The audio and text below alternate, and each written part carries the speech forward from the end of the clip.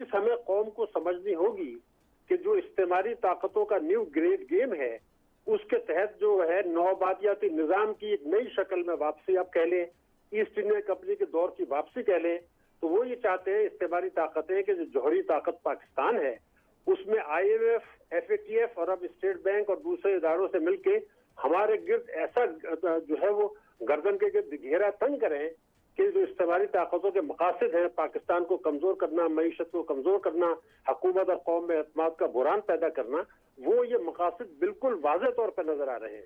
तो पहला सवाल तो ये है कि काबीना से मेरे एक दरखास्त है कि वो जरा अपने जमीर से खुद तो पूछ लें कि हमारी वफाकी काबीना ने जो इसको मंजूर किया है और अब पार्लियामेंट को भेजा है, तो क्या उन्होंने उसको पढ़ने की तकलीफ की थी? और अगर पढ़ा था तो उनको ये चीजें नजर नहीं आई कि भाई ये सब हो क्या रहा है। ये तो पूरा जो है किसी ने भी ऑब्जेक्शन नहीं किया।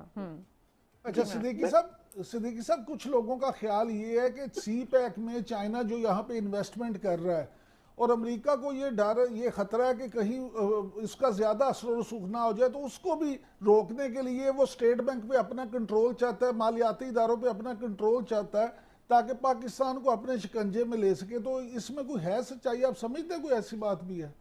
देखिए, मामला इससे बहुत ज्यादा आगे है। मैं आपसे अर्ज कर दूं, मईशत तो नंबर 2 पे आती है। मेरे अपने समझ के मुताबिक इस वक्त ये पाकिस्तान की सलामती के लिए जो है वो खतरात पैदा कर रहे हैं। CPEC तो ठीक है, लेकिन ये कि वो मसला सिर्फ ये कि हमारी सलामती को खतरा होगा इन चीजों से।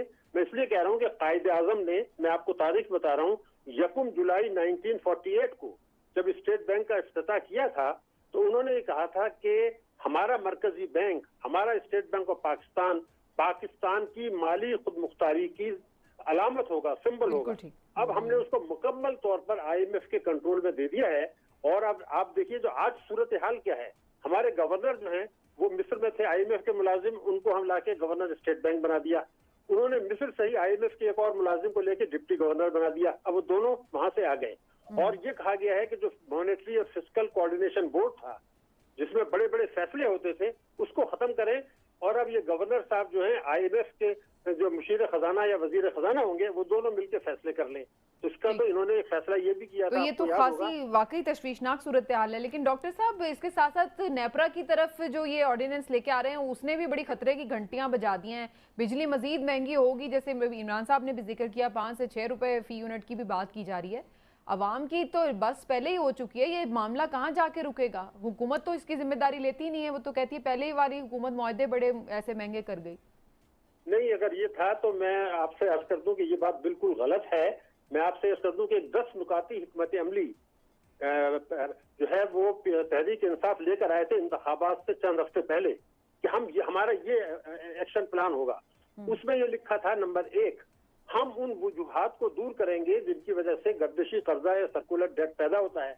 अब वो वजूहात उन्होंने दूर इसलिए नहीं की कि जो काबीना में लोग बैठे हैं जो कि ताकतवर तबकों को रिप्रेजेंट करते हैं, अशराफिया को कह लें, माफिया ने कहें, उन्होंने वो नहीं करने दिया। इसका नतीजा यह हुआ कि 1200 अरब रुपया का गर्दिशी कर्जा इनको विरसे में मिला था, अब वो 2400 अरब पर आ गया। तो उसका इम्पैक्ट तो फिर आना ही है। तो सवाल ये कि वो आपने कहाँ किया?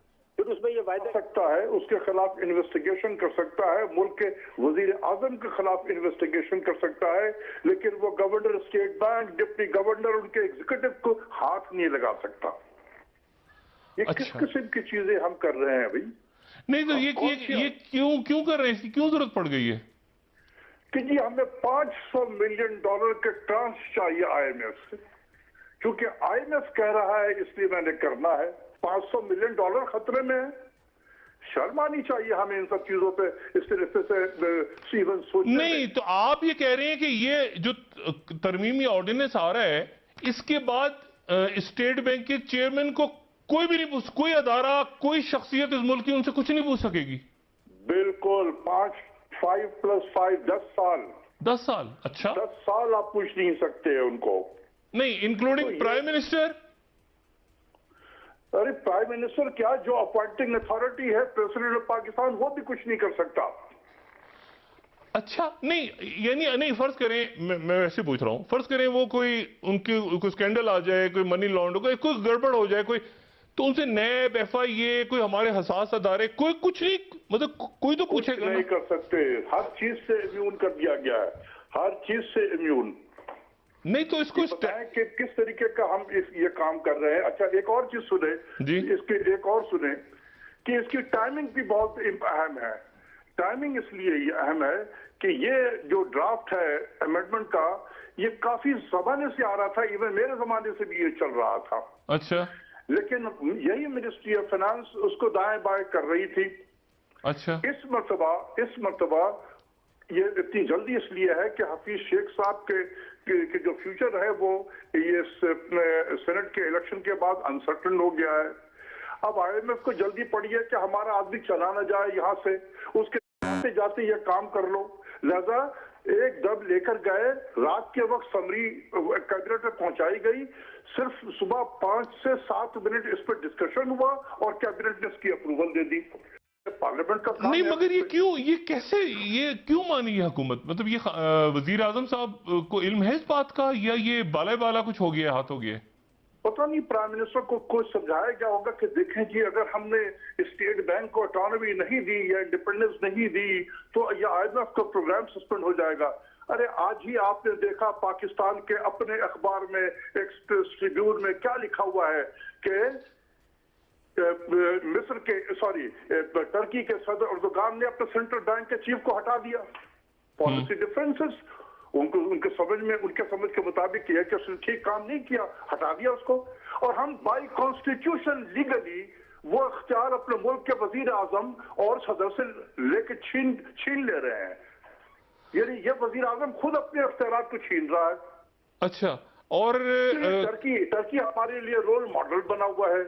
ترکی ہمارا دوست ہے, ہماری زبان نہیں تھکتی. اچھا نہیں تو مجھے یہ بتائیں کہ یہ تو پھر بڑا ایک عجیب سی بات ہوگی کہ اسٹیٹ بینک کے گورنر سے کوئی ادارہ کچھ پوچھ ہی نہیں سکتا. آپ یہ کہہ رہے ہیں کوئی بھی ادارہ؟ بالکل 200% صحیح کہہ رہے ہیں آپ, بالکل صحیح کہہ رہے ہیں, کوئی پوچھ نہیں سکتا. اچھا. اور کتنا قرضہ لے رہے ہیں ہم, کیا شرائط ہیں, ڈالر کس ریٹ پہ جائے گا, کیا ہوگا, کچھ بھی نہیں پوچھ سکتے ہم.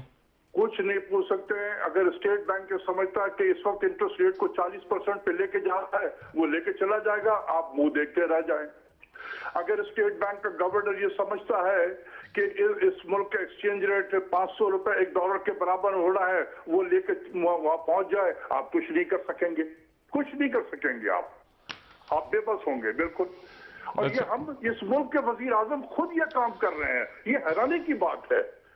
اچھا. یعنی کہ ہم تو سمجھتے تھے کہ ہمارا ملک کا وزیر اعظم بڑا خوددار قسم کا انسان ہے, لوگوں میں نہیں وہ میرا خیال ہے بریفنگ شاید صحیح, کیونکہ یہ تو میرا نہیں خیال کہ کوئی بھی وزیر اعظم عمران خان صاحب تو خاص. میں آپ کو بتا دوں, یہ بتاؤں کہ دیکھیں اس کی ٹائمنگ پہ دیکھیں, بہت